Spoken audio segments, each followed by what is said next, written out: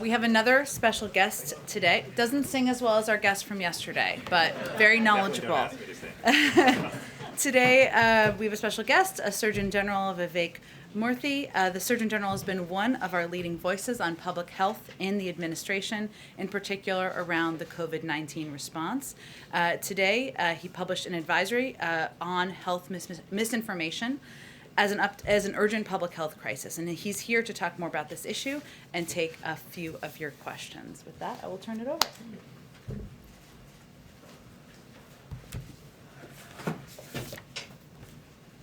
Hello, everyone. How are you?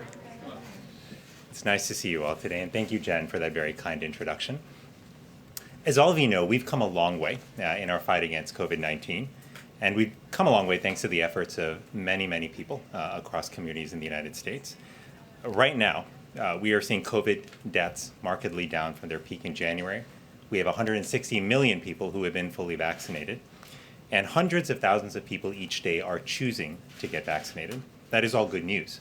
But we are not out of the woods yet.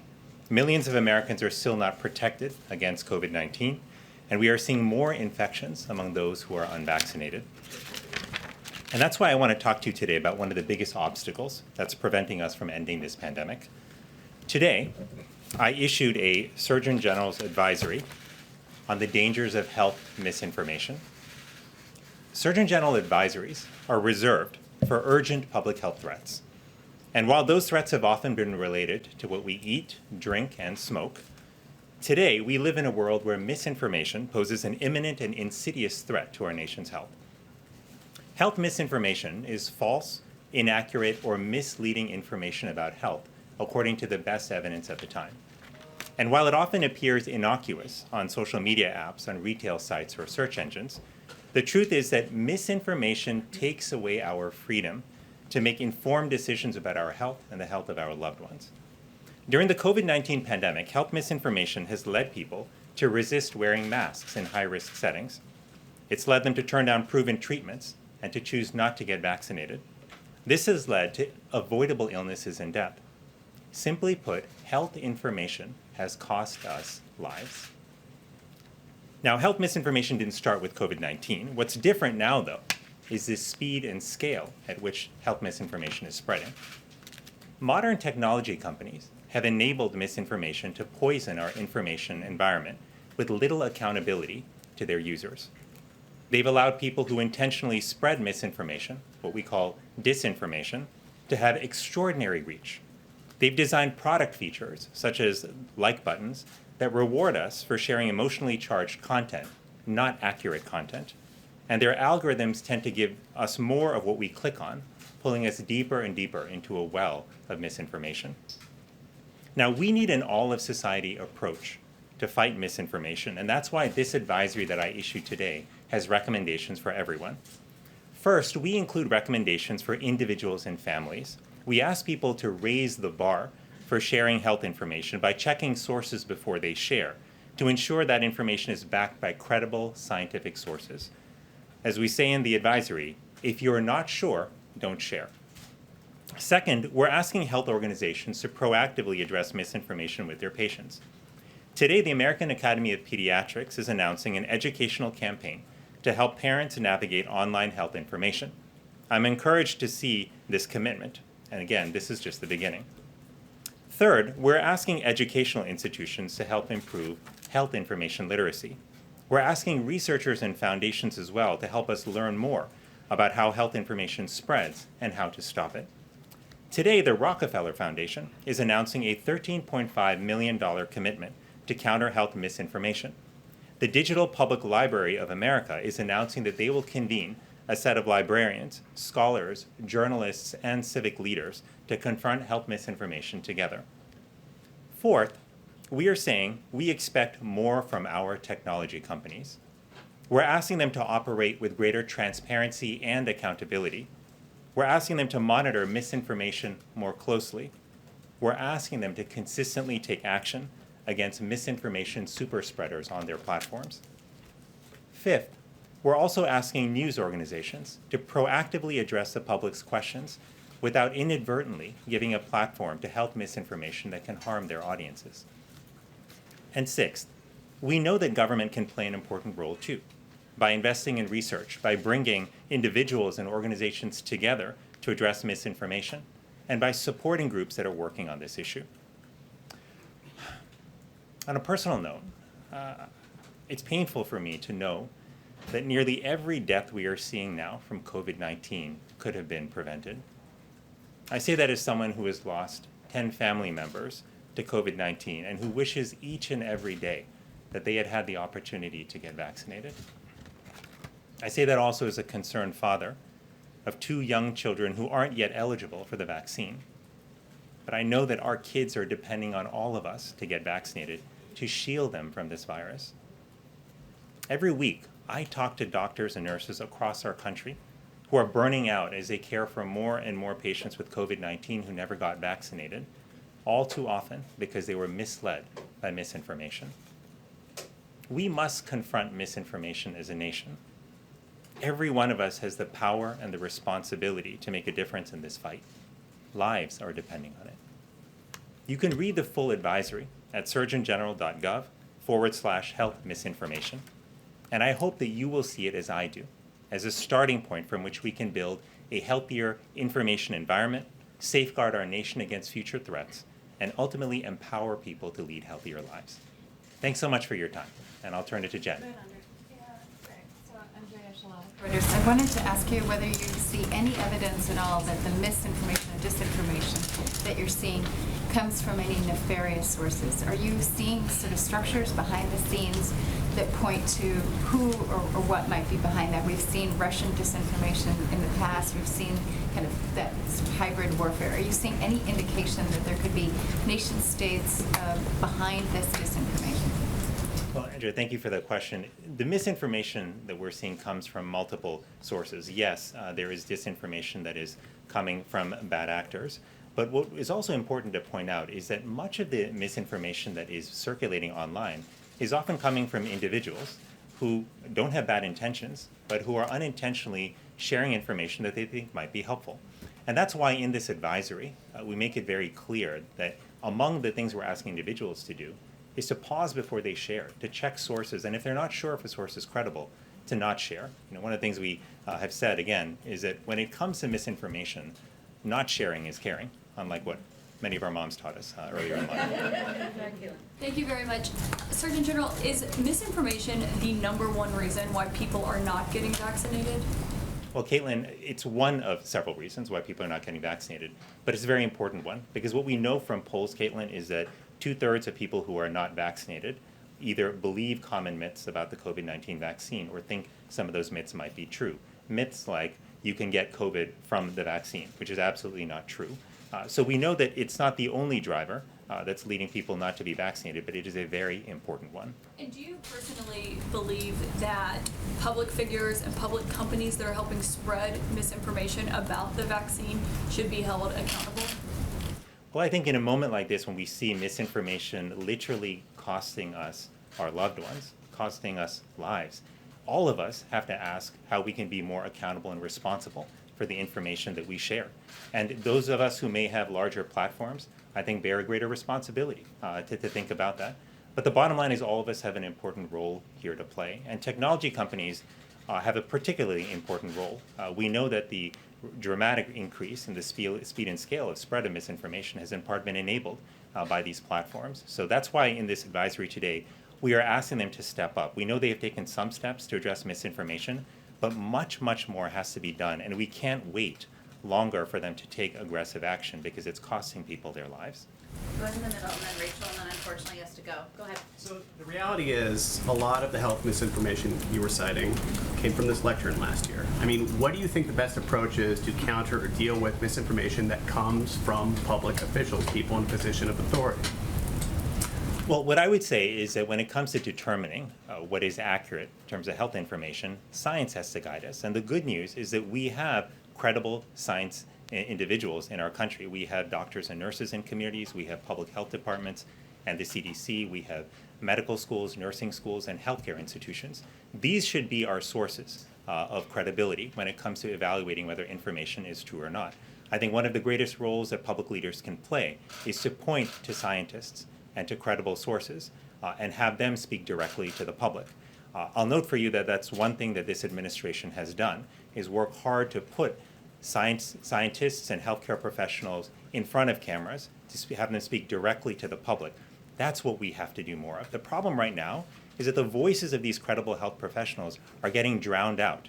And that's one of the reasons we are asking technology companies to help lift up the voices of credible health authorities. It's also why they have to do more to reduce the misinformation that's out there so that the true voices of experts can shine through. Thank you so much for taking my question. So are there specific elected leaders that you believe are part of the problem with pushing this misinformation? And we had an ABC News Washington Post poll that showed that 93% of Democrats say they're vaccinated or will be vaccinated, but only 49% of Republicans say the same. So how do you break through to the people who may be trusting some of these elected leaders that are pushing maybe some of this misinformation more than they actually trust members of your own administration? Well, thanks, Rachel. You know, I think about this as I think about doctoring and as I think about my approach to patients, which is I recognize that each patient that I was blessed to care for is an individual, you know, regardless of what their political affiliation or their past may be. They're an individual, and my goal was to understand what their needs and desires were, what their values were, and then to help them improve their health. We have to take a similar approach here when it comes to reaching people with information about COVID-19 and the vaccine. We've got to recognize that sometimes the most trusted voices are not the ones that have the most followers on social media or the ones that have the most name recognition. Sometimes the most trusted sources are a mother or a father or a faith leader or a local doctor or a nurse. And that's why to reach people with accurate information, what we have to do is partner with those local trusted voices. That's why in this advisory, one of the things that we point out, an important role for government, is to support local organizations, including healthcare professionals, so that they can get out there and speak directly to people and share that information. These public health efforts move at the speed of trust. And we have to recognize where trust is, where those relationships are, invest in them, support them, so that people can ultimately get the information they need to improve their health. Thank you so Jen, much for I have a joining quick us. follow-up Thank for you. the Surgeon General. I think he has to go, unfortunately. Thank you so much. Okay. Thanks so much, Jen. Thanks, everyone. Okay, I think we're getting ready to start the briefing. I think everybody has a lot of questions, so why don't you? We're going to proceed with the briefing, and then we're happy to take lots of questions in the room. Okay, so unemployment claims, which you all saw the data come out this morning. Today's data on new unemployment claims is further proof that the president's economic plan is working. Today marked yet another new pandemic low in initial unemployment claims, the lowest level since March of 2020. And the 4-week average of new claims continued to decline, dropping to its lowest level in 16 months, down 55% since when President Biden took office. This is evidence of the strengthening labor market we're seeing across the economy. Unemployment is down, wages are up, and 3 million new jobs have been created in 5 months, the fastest rate in U.S. history. We just gave you a few headlines over here, just in case you haven't read all of your own coverage. And because of the president's rescue plan and his work curbing the pandemic, the United States is expected to return to full employment by next year instead of 2024, which was the projection when the president first took office. Another piece of news today, we heard the president, of course, announce today that $15 billion in child tax credit payments were distributed to tens of millions of families, covering 60 million children. Working families will receive these payments on the 15th of every single month for the next year, thanks to the American Rescue Plan. 86% of American families will receive their payment by direct deposit. It will show up in their bank accounts as Child CTC. Others will receive their check in the mail today or in the next few days. And just as a reminder, the American Rescue Plan is providing the largest ever child tax credit, and this is a historic increase that will provide middle-class families with critical tax relief, and many project it will help cut the child poverty rate in half. I have a little update for all of you on ransomware as well as vaccines, and then we'll get to your questions. In April, the president directed agencies to take aggressive action to counter the ransomware threat at home and abroad. We have coordinated these efforts, regularly convening an interagency task force that drives coordinated whole of government action to counter ransomware. Participation spans the whole government, including law enforcement, the intelligence community, center risk management agencies, regulators, and other national security agencies. Today, as a part of our ongoing ransomware efforts, the Department of Homeland Security, Department of Justice, Treasury, and State announced new resources and initiatives to protect American businesses and communities from ransomware attacks. Those include the Department of Homeland Security and the Department of Justice launched StopRansomware.gov, a coordinated federal government one-stop resource for public and private sector organizations to reduce their risk of ransomware attacks. The Department of Treasury announced a FinCEN exchange on ransomware to discuss efforts by the public and private sectors to increase targeted information sharing and analysis and pursue criminal actors and networks that engage in such attacks. And the Department of State announced it will offer up to $10 million in rewards for information leading to the identification or location of any person engaged in state-sponsored malicious cyber activities. This is a part of our ongoing efforts and our ongoing work of our interagency process that is a newer initiative in this administration.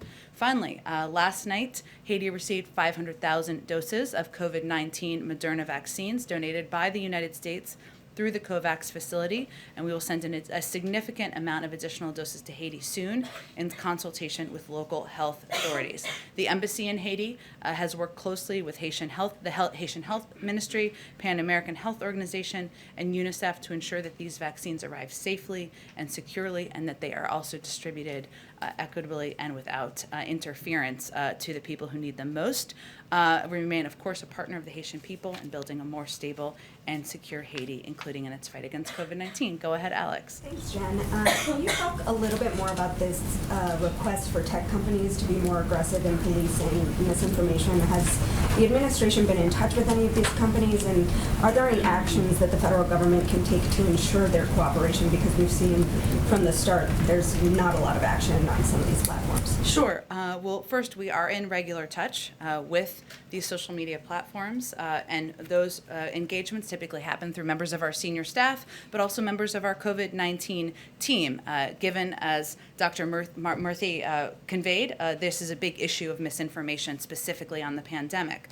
In terms of actions, Alex, that we have taken, or we're working to take, I should say, from the federal government, we've increased disinformation research and tracking within the Surgeon General's office. We're flagging problematic posts for Facebook that spread disinformation. We're working with doctors and medical professionals to connect to connected medical experts who are popular with their audiences with accurate information and boost trusted content. So we're helping get trusted content out there. We also created the COVID Community Corps to get factual information into the hands of local messengers. And we're also investing, as you all have seen, in the president's, the vice president's, and Dr. Fauci's time in meeting with influencers who also have large reaches to a lot of these target audiences who can spread and share accurate information. You saw an example of that yesterday. I believe that video will be out tomorrow. I think that was your question, Steve, yesterday. I did a full follow-up there. There are also proposed changes that we have made to social media platforms, including Facebook, and those specifically are 4 key steps. One, that they measure and publicly share the impact of misinformation on their platform. Facebook should provide publicly and transparently data on the reach of COVID vaccine misinformation, not just engagement, but the reach of the misinformation and the audience that it's reaching. That will help us ensure we're getting accurate information to people. This should be provided not just to researchers, but to the public, so that the public knows and understands what is accurate and inaccurate. Second, that we have proposed that they create a robust enforcement strategy that bridges their properties and provides transparency about the rules. So I think this was a question asked before, there's about 12 people who are producing 65% of anti-vaccine misinformation on social media platforms. All of them remain active on Facebook, despite some even being banned on other platforms, including Facebook, ones that Facebook owns. Third, it's important to take faster action against harmful posts. As you all know, information travels quite quickly on social media platforms. Sometimes it's not accurate, and Facebook needs to move more quickly to remove harmful violative posts. Posts that will be within their policies for removal often remain up for days. That's too long. The information spreads too quickly. Finally, we have proposed they promote quality information sources in their feed algorithm. Facebook has repeatedly shown that they have the leverage to promote quality information. We've seen them effectively do this in their algorithm over low quality information, and they've chosen not to use it in this case, and that's certainly an area that would have an impact. So these are certainly the proposals. We engage with them regularly, and they certainly understand what our asks are. And one of the problems with vaccines right now is that they've become politicized. You guys, the White House, has obviously made the calculation that it's important to be more aggressive in confronting misinformation, but is there at all a concern that that could backfire and further contribute to politicization, and is there anything that you can do to prevent that at this point? Well, you're absolutely right, I should say, Alex, in that we have to be very careful, and we are mindful of being quite careful of not politicizing the effectiveness of vaccines, the fact that they can save lives, young people, old people, middle-of-the-road people. It's important for us, we've made a calculation, to push back on misinformation. You're right. But that's one of the reasons, as Dr. Murthy was conveying, we have empowered, engaged, funded local voices, because they are often the most trusted voices: doctors, medical experts, clergy, people who are members of civic leaders and communities. That's where we are putting most of our resources, even as we are working to combat misinformation that's traveling online or traveling, unfortunately, out of the mouths of elected officials from time to time. Go ahead. I want to follow up on the ransomware question. So the president told us last week that there's this meeting tomorrow of the U.S.-Russian working group on ransomware. Can you say a little bit more about that meeting? It was actually yesterday. Okay. And can you give us any kind of a further readout of what decisions were made, if any? Last week, the president also said that it made sense to potentially go after servers that were being used in these ransomware attacks. Has the administration made any decisions about whether to proceed with that kind of action? So I would say that the meeting, which I believe was yesterday, I will double confirm for you, Andrea, and for others, but is part of ongoing engagement that has been occurring at the expert level since the president met with President Putin. So it's been ongoing. No one meeting is necessarily decisive. It's about having a continued discussion about our expectations and steps that need to be taken to address ransomware attacks, cyber attacks, and what the capacities are and information, of course, that we have. In terms of specific actions, the president, of course, reserves the right and the option to respond in a time and a manner of his choosing, should he believe actions warrant. But I'm not going to preview that from the podium today or probably any day. Go ahead. So a senior administration official had told us in the aftermath of that conversation that we should expect action within days and weeks, and some of it would be visible, some of it would not be visible. I understand that you can't share a lot of information, but can you say whether any action has in fact been taken that perhaps is not visible to us? There's nothing more I can preview or detail for you from here. I certainly understand the interest. Go ahead. The president has designated $10 billion for testing in schools, but we've seen some states like Idaho and Iowa, they say they don't even want the money. So is that a mistake, and who should be held responsible if children in those schools get sick?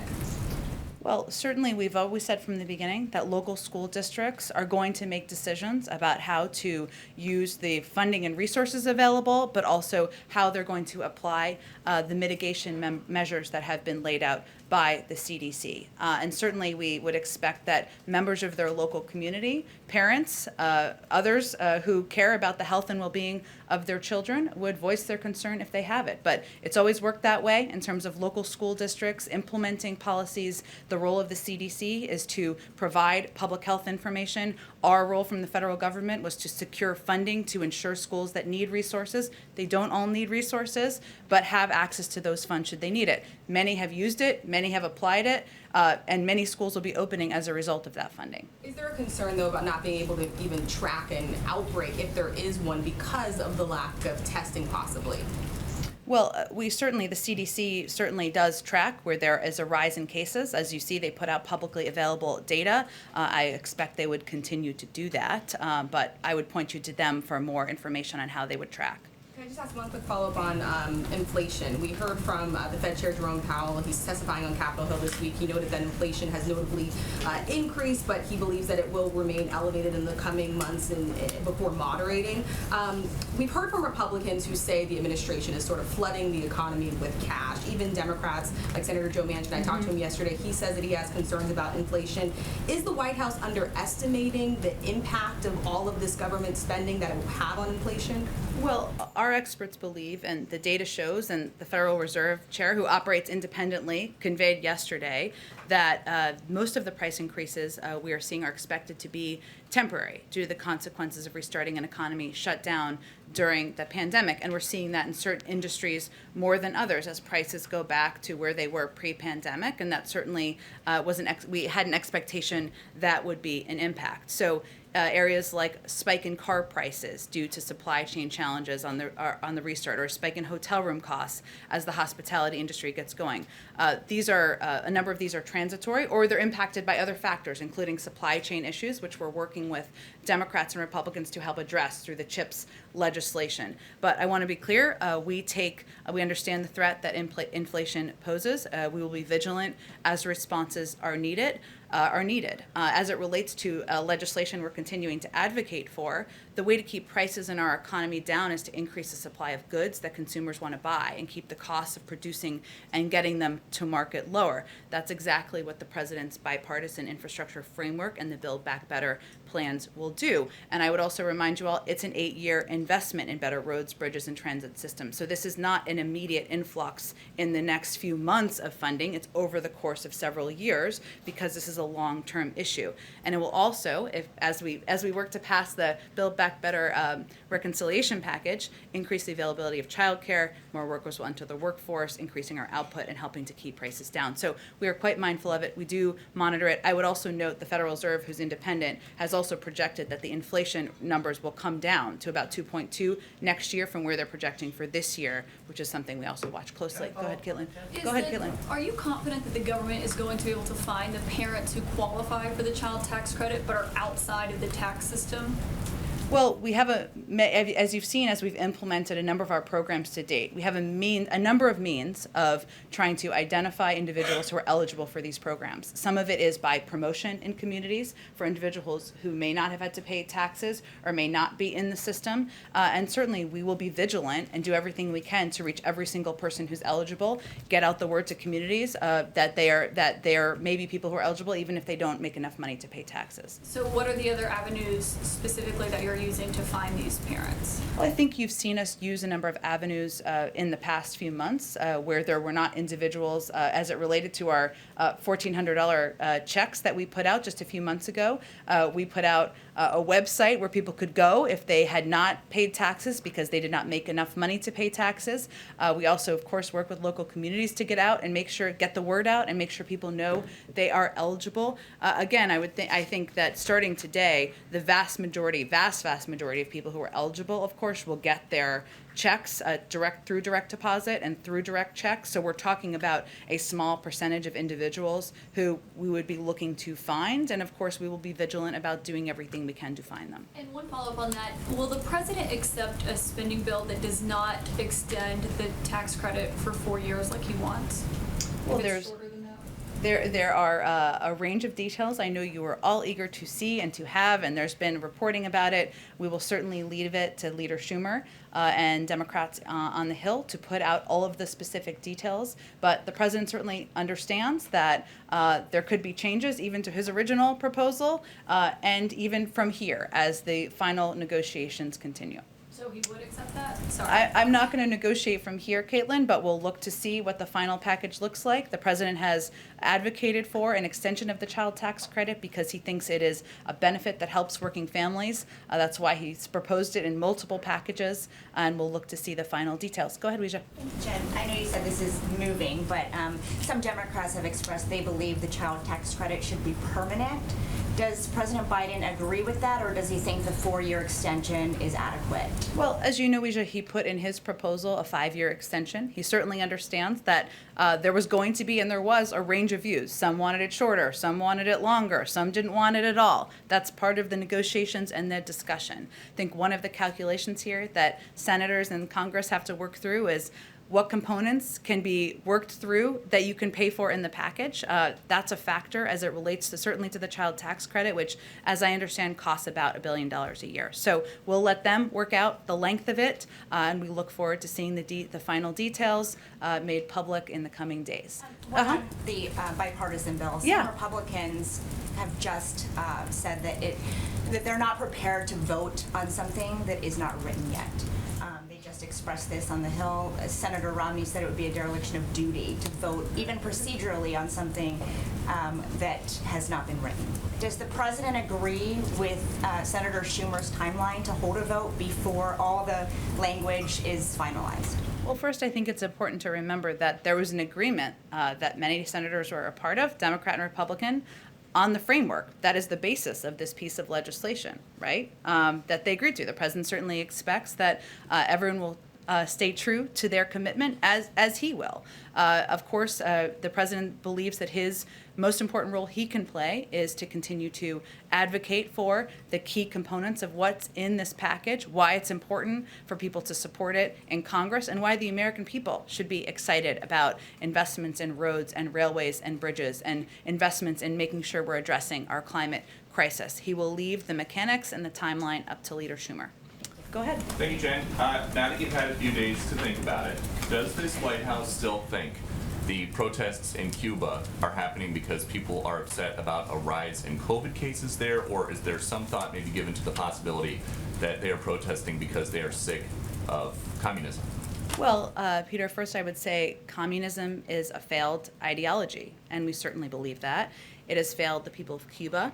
They deserve freedom. They deserve a government that supports them, whether that is making sure they have health and medical supplies, access to vaccines, or whether they have economic opportunity and prosperity. And instead, this has been a government, an authoritarian communist regime that has repressed its people and has failed the people of Cuba. Hence, we're seeing them in the streets. But I would note that the ideology of the government, which has failed, has led to a lack of access to economic opportunity, to medical supplies, to COVID vaccines. So all of those pieces are true. And there are protesters now in this country who are chanting as these protests in Cuba are going on, where is Biden? So where is he? What is he doing to protect these people who are rising up against the leaders of this failed experiment?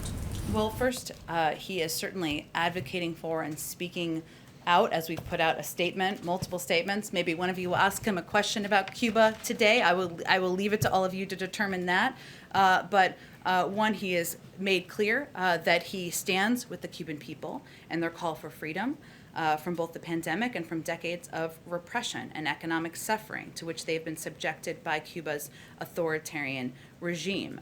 There's an ongoing review of our own policies. And as we look at those policies, one of the big factors is ensuring we are not doing anything to pad the pockets of a corrupt authoritarian regime. And that is certainly a factor as he's considering. But we're looking closely at how we can help in a humanitarian way, how we can help support the voices of the Cuban people. And there's an ongoing policy review in that regard. And we'd be happy to ask him about it later if he calls on us. But one more. Anyone can ask anything they want, one but more go for ahead. you. Why is the Secretary of State Blinken trying to address human rights in the U.S. by inviting experts, UN experts from Cuba and China here? Well, first I would say that the Secretary put out an extensive statement on why he is why he believes that we need to play a role in lifting up and pushing countries to do better on human rights, on ending systemic racism in their countries. And certainly human rights is always going to be a priority for the Biden administration and for this State Department. As the Secretary said in his statement, He believes responsible nations must not shrink from scrutiny of their human rights record. Rather, they should acknowledge it with the intent to improve it, and also push and lift up and shine a light on other countries that need to do better. And that is the role we're playing here from the United States. So you just rattled off all these problems with Cuba. They've got dissenters disappearing down there. In China, they've got 1 million religious minorities in internment camps. Why are they going to come here and tell us how to improve our country? I certainly don't think that's the format of the event, but lifting up and elevating human rights, systemic racism, the steps that have been taken, the poor treatment of Uyghurs, as I think you're referencing here in China, and pushing other countries with a spotlight on them to do better is certainly a role we can play from the United States. Go ahead. Can I ask you about South Africa very quickly? There Sure. have been days of looting and unrest there in South Africa. They've now destroyed hundreds of businesses. At least 117 people there have been killed. Does the White House have any reaction to what's taking place there? And what, if any, role does the U.S. government have here to help try to quell the situation?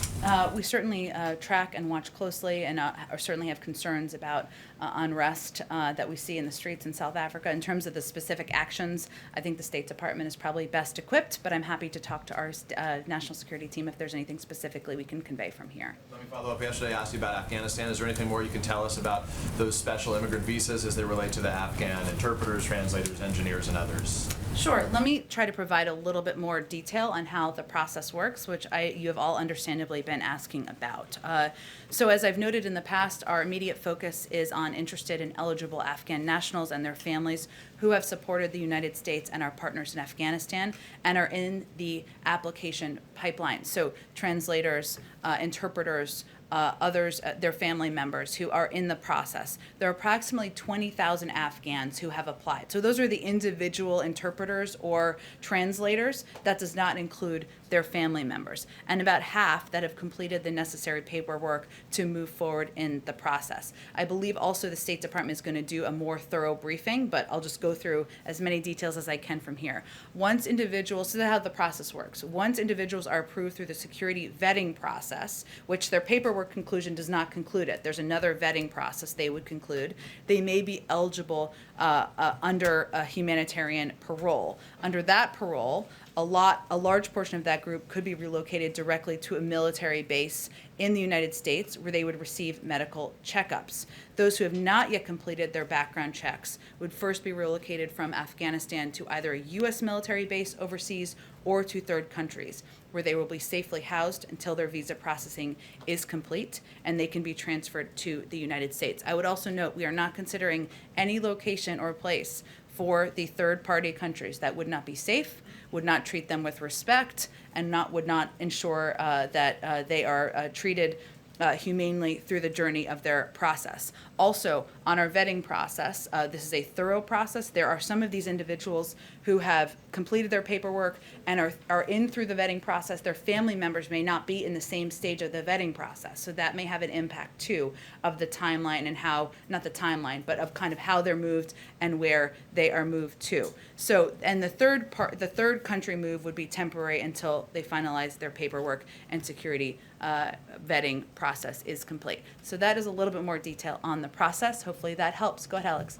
Former President Bush yesterday, in an interview, criticized the withdrawal, and he said he's very concerned about the Afghan women. So what is the U.S. going to do to ensure the safety of those women in Afghanistan after we leave?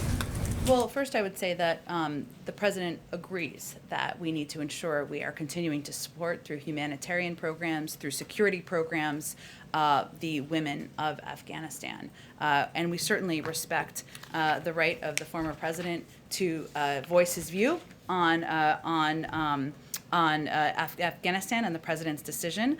It's not a secret that President Biden and President Bush haven't seen eye to eye on matters relating to the use of military force. So we respect his right to voice his opinion. We just disagree. I would also note that while we continue to provide security humanitarian assistance, we also intend to have a diplomatic presence on the ground to continue to be a source and resource for individuals in Afghanistan. Just secondly, Senator Manchin is quite upset about some of the climate provisions in the $3.5 trillion package. Is the White House reaching out to him? Is the White House prepared to move off of some of that, lessen some of those provisions? Well, we, of course, are in touch with Senator Manchin, I can assure you, as we are in touch with a number of senators who have been pivotal partners and will continue to be moving forward. I think there was one of the concerns I think I saw expressed, but tell me if this is what you were asking about, is fossil fuels. Is that the specific piece? So, well, of course, the plan and the package will go a long way in addressing the climate crisis, and that is a huge priority to the president. Ensuring that these tax credits are in the reconciliation bill, which is something that did not make it into the bipartisan deal, is something the president has advocated for. And we're eager, of course, to pivot to a clean energy future. We don't intend to do so just by banning fossil fuels or leaving any working community behind. And what we'd certainly convey to any concerned individuals is that President Biden has formed an interagency working group to mobilize federal investments to support hard-hit coal, oil, and gas and power plant communities across the country. That working group has already identified $38 billion in existing federal resources that could be accessed by communities. We don't want to leave communities behind. We still think we can move forward in addressing our climate crisis. Go ahead, Steve. Sort of follow-up to that. First day of your presidency. Congratulations, I think. I don't know if it's congratulations. Seems hard to me. Go ahead. I wanted to ask a follow-up to Alex's question, and that is, how does the president see his role in the negotiation on the reconciliation bill? Is he an intermediary between some of the more liberal elements of his party and Senator Manchin? Is he a closer? Is he directly involved in this? And he went up to Capitol Hill yesterday. What's he going to be doing in the weeks ahead? He's going to be available for whatever is needed to get these bills across the finish line. And a lot of the discussions are happening certainly at a staff level. As you all know, we have a number of very experienced individuals here who have gotten a lot of bills across the finish line. Steve Ricchetti, Ron Klain, Louisa Terrell, and many beyond them. They are playing a big role, Brian Deese, in discussing and having conversations with members. A lot of the discussions, though, are primarily between the Democratic members themselves about what the final package and the final details look like. Leader Schumer and his team will put out the final details on the timeline that works for them. But I will tell you, the president is available. He's ready. He's pick up the phone. He'll host people. He'll have snacks, drinks, whatever is needed in order to get these bills across the finish line. And I think leaders in Congress certainly know that. Go ahead, Brian. Thank you very much. Two questions. One, to follow up on the inflation. Inflation surged to 5.4% in June. It's the largest jump since 2008. You all say it's temporary, but today Axios is reporting that J.P. Morgan Chase CEO is saying, I don't think it's only temporary, and that it's a little worse than the Fed predicts. There's a disparity there. How are you going to address what they think may be permanent? Well, I would say first that many outside experts, including the Federal Reserve, even if J.P. Morgan or Jamie Dimon or whomever it is disagrees, have projected that the rise of inflation is transitory and have projected a lowering of inflation next year.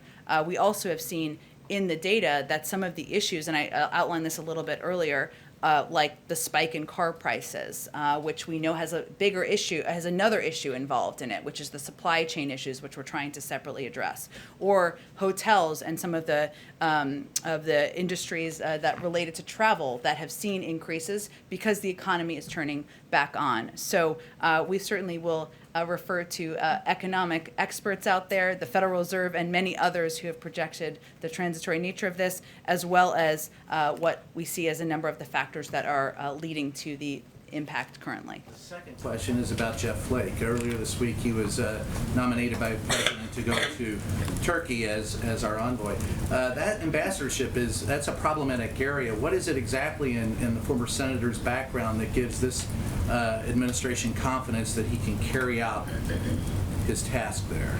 Well, he's a former member of the Senate Foreign Relations Committee, someone who played an important role in discussing debating and working on a range of foreign policy issues as in his role as a former U.S. Senator. So that is a pretty good basis. Okay, Francesca, go ahead. Thanks, Jen. I have a foreign policy question. Sure. But just to stay on inflation for a moment, what is the White House's message to average Americans, including those who are on limited income, though, who are experiencing higher prices right now for food and clothing and other goods and services? You mentioned that it's expected to die down next year, but what is your message to them in the meantime? Is it simply just to wait it out?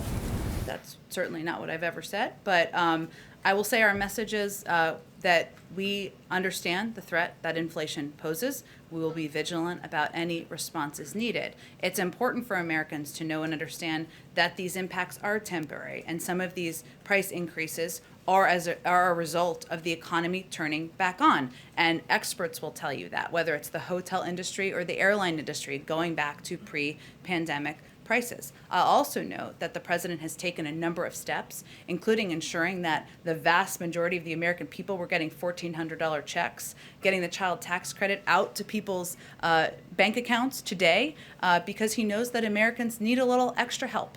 Still need a little extra help as the economy turns back on. So he's committed to helping working people, and it's also important for people to understand the transitory nature of inflation. And can you provide a status update on investigative assistance for Haiti? And also, when can the public expect the administration to make a determination on whether it's changing its policy towards Cuba?